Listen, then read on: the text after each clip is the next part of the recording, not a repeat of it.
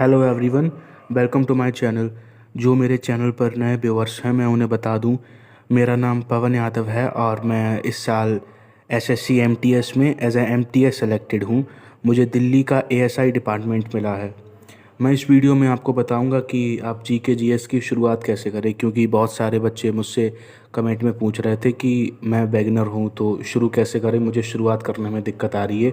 तो इस वीडियो में मैं आपके बहुत सारे डाउट क्लियर कर दूंगा जीके जीएस से रिलेटेड, जैसे सिलेबस कहाँ से कंप्लीट करें, कौन से टीचर से पढ़ें, पीवाईक्यूज़ ये सब कहाँ से लगाएं, कैसे एनालाइज करें, ये सब चीज़ें मैं आपको इसमें क्लियर कर दूंगा। तो वीडियो को एंड तक देखना। मैं अपने मार्क्स के बारे में भी आपको बताऊंगा कि मेरे कितने जीके वाले सेक्शन में मार्क्स थे।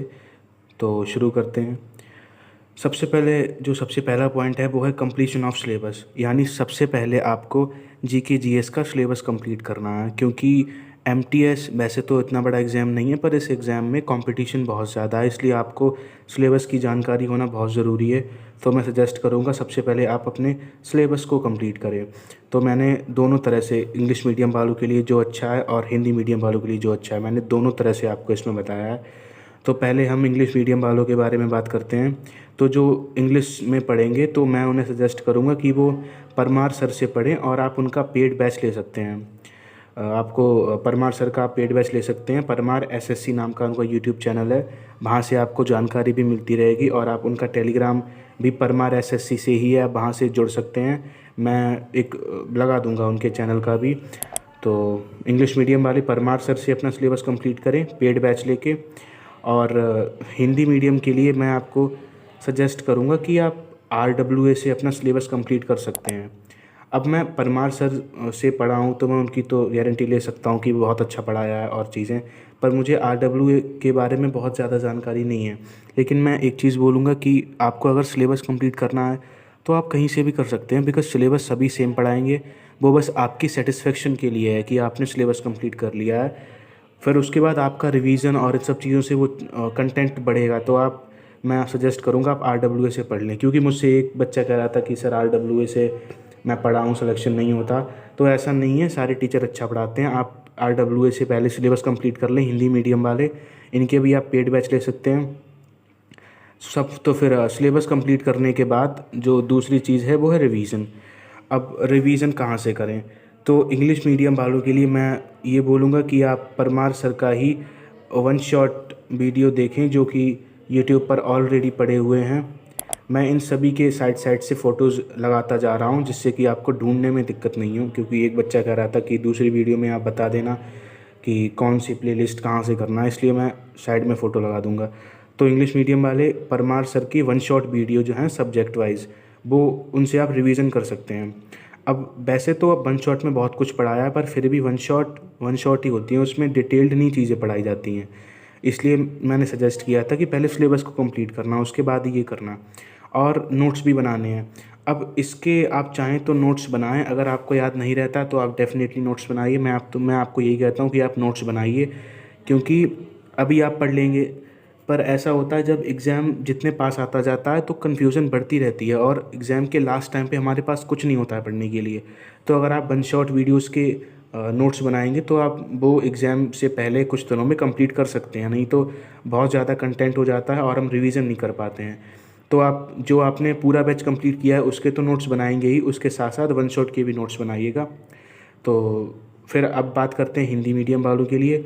तो हिंदी मीडियम वाले रिवीजन के लिए नवीन सर की एक नायक सीरीज़ है, आपको यूट्यूब पर मिल जाएगी, मैं फ़ोटो लगा दूंगा। तो आपको यूट्यूब पर ये मिल जाएगी, इसके भी आप नोट्स भी बनाएं, और इसमें मोस्टली सर ने पीवाईक्यूज़ भी कवर कर रखे हैं, तो ये आपके लिए बहुत ज़्यादा हेल्पफुल रहेगी। तो ये तो हो गया रिवीजन। अब मैं बात करता हूँ पीवाईक्यूज़ और मॉक्स के बारे में, क्योंकि बहुत सारे बच्चों का सवाल रहता है कि पीवाईक्यू मॉक्स कहाँ से लगाएं और कैसे लगाएं।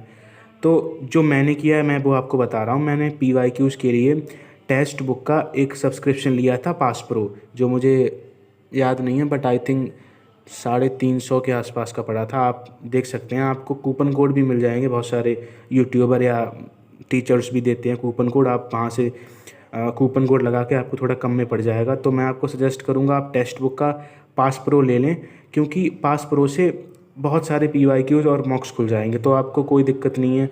आप अनलिमिटेड लगा सकते हैं जितने भी लगाने चाहें। और सिर्फ जैसे आप एमटीएस का लगाएंगे तो एमटीएस के अलावा भी आप सीजीएल या सीएचएसएल जिसका भी लगाएंगे उन सब के खुल जाएंगे।